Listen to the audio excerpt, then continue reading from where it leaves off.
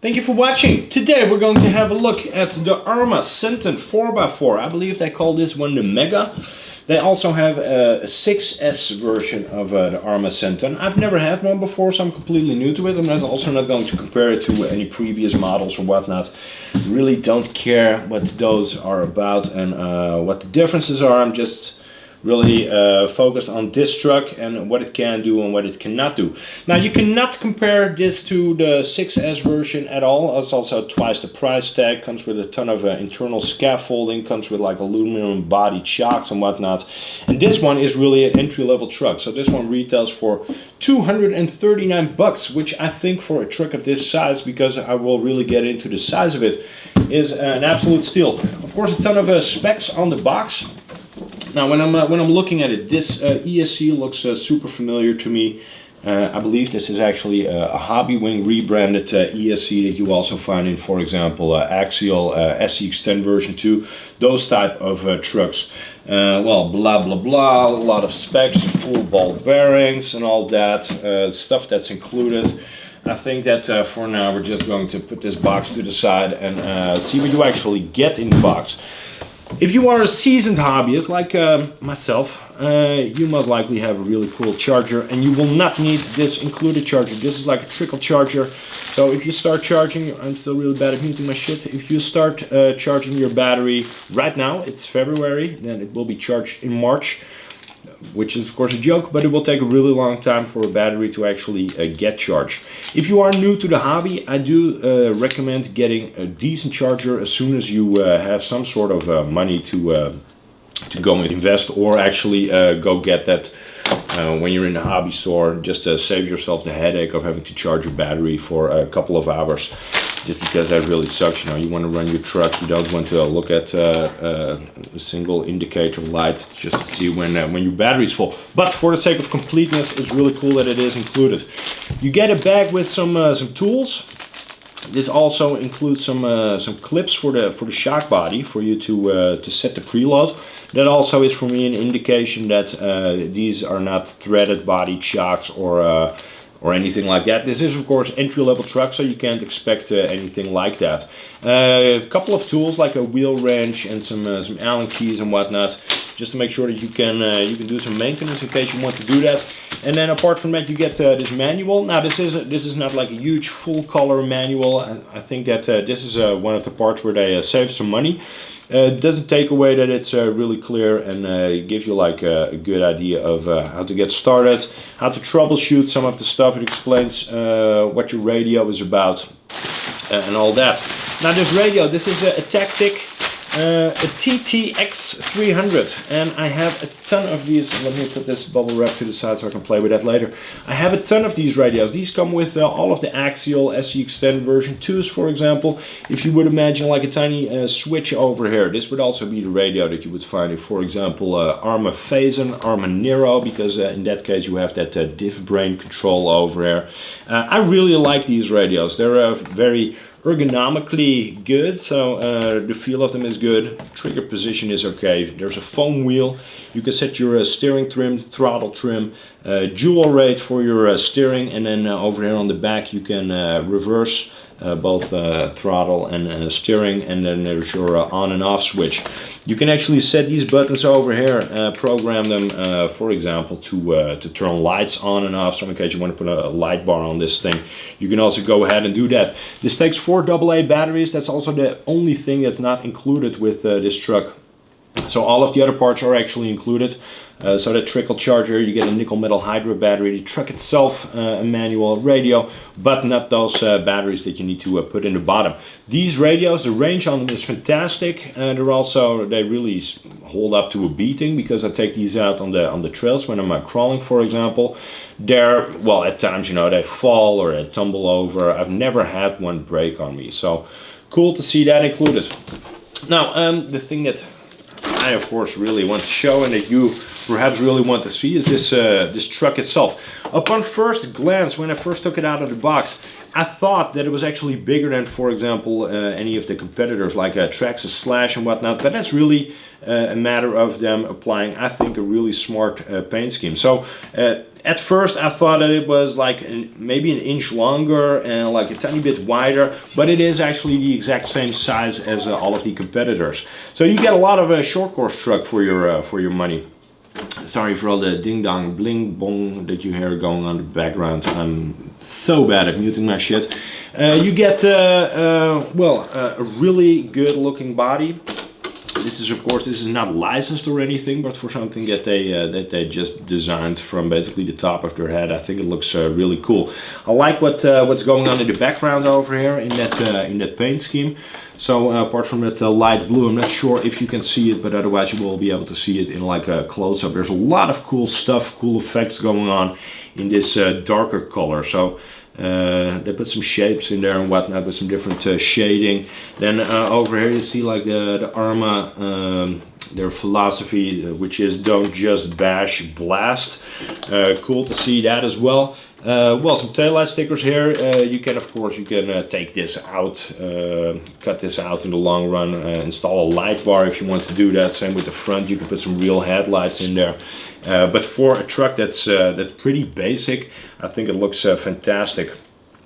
Those tethers that hold the body clips in place, those are really handy to make sure that when you are out bashing it, that you don't lose those body clips, so you don't have to like search them afterwards. Get on your knees and go RC crawling in like a completely different way, because they will still be attached to the body without you having to dick around with like gluing a magnet to the inside or whatnot. Well, this is the truck itself.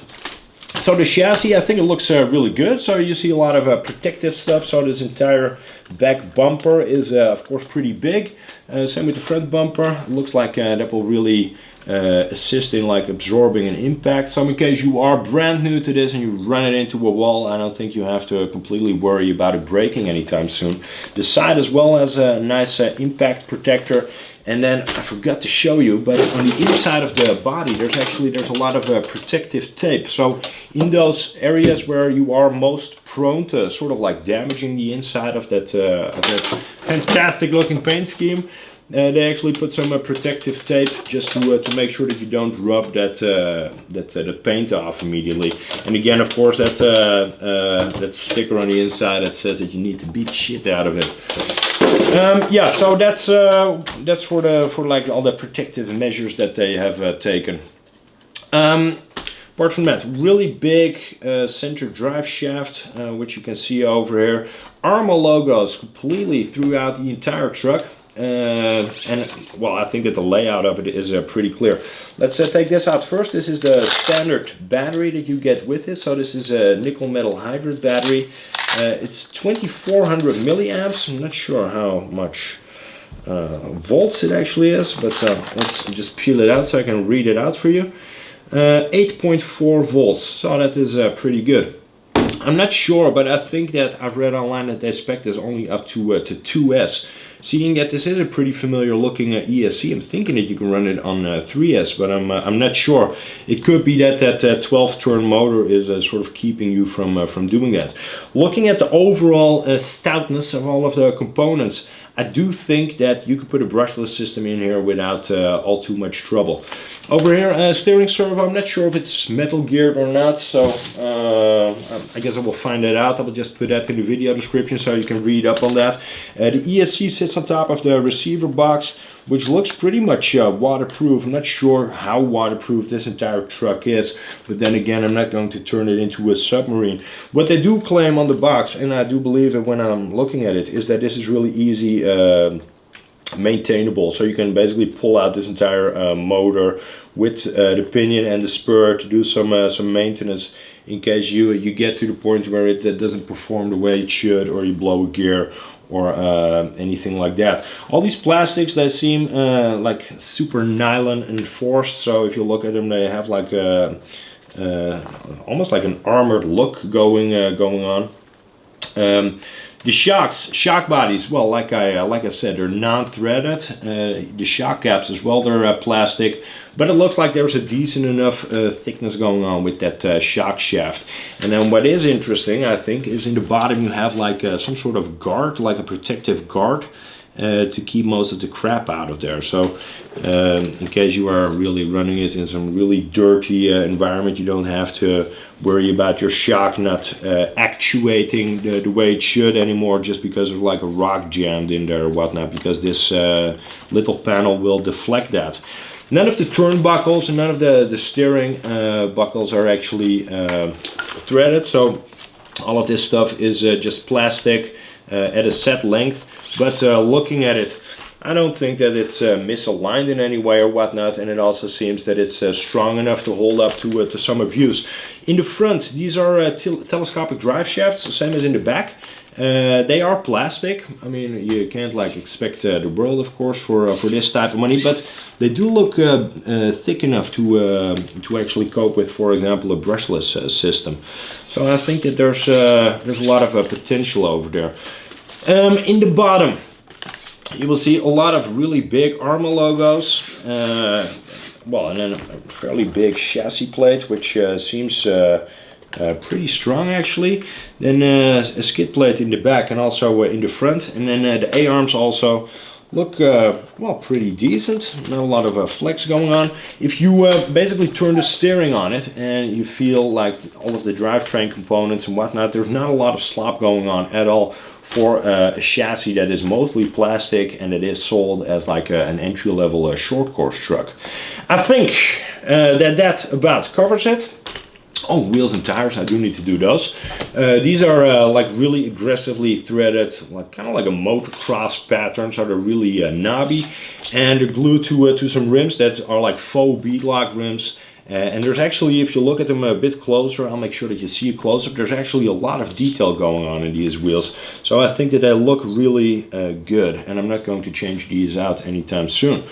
So, for now, that's that. I will upgrade it to brushless, most likely almost immediately, just to see what I can stuff in there and how much punishment those plastic drive shafts are actually going to take before they give in. I think that Arrma managed to put like a really complete truck on the market for 239 bucks, seeing that it comes with a charger, your battery, really decent radio, an extremely cool looking body. I mean, I'm gonna have a really hard time trying to top this paint wise, but we'll try it, of course. Yeah, and all that stuff. In terms of Hobbyco being dissolved and whatnot, the future of Arrma is not at risk at all, so don't be afraid that you can't get any spares for a truck like this, because they will be widely available. Of course, Arrma has I think a really bright future, and seeing that they are releasing like a lot of more entry-level trucks as well will just grow their market share, which I think is great. If you want to have more information about the Arrma Senton, go check out the link in the description box. You can browse the website. You will also be able to have a look at, for example, the Senton 6S, the brushless version that costs double, and you will be able to see where that money goes in case you invest in one of those. I'm gonna have some fun with this truck. If you want to be ahead of what I'm doing, Facebook, Instagram, links to those are also in the video description. If you have any questions or comments, in case I missed something completely, let me know in the comments section, and I will reply to you. And if you enjoyed this video, don't forget to hit the like button before you go. Subscribing is free, so if you haven't subscribed yet, please do. If you see this video like 5 weeks later, despite subscribing, make sure you hit that bell to stay up to date with my content. Thank you so much for watching. Take care. Bye-bye. Back on.